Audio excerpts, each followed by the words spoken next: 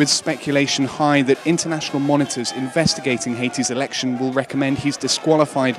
The ruling party's candidate took to the streets on Monday, and Jude Celestin made his views clear about the apparent findings from the Organization of American States. OAS cannot take any decision. The CP is the only one organization, the organization of the elections. Do you accept that this is every election a flawed election? Some irregularities. We have to estimate the irregularities, that's it.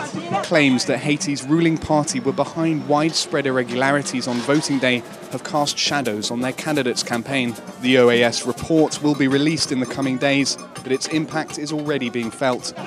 Jude Celestin supporters say they're not going to accept that their candidate gets disqualified given the violence erupted in December following the vote. The question is how this news is going to play out on the streets.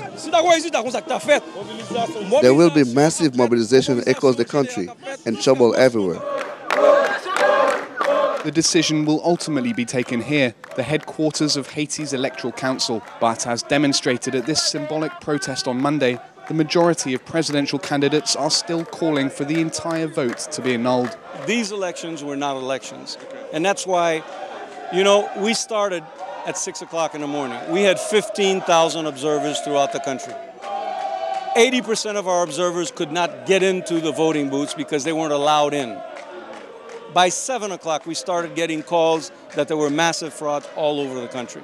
Independent monitors agree the OAS findings won't solve the problem. Well, the problem is that there are so many allegations of fraudulent voting that I don't know that there are enough reasons at this point, evidence, to make two of the candidates the front-running candidates.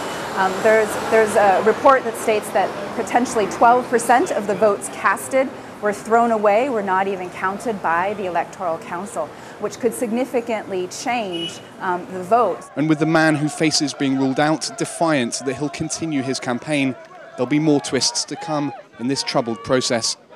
Sebastian Walker, Al Jazeera in Port-au-Prince, Haiti.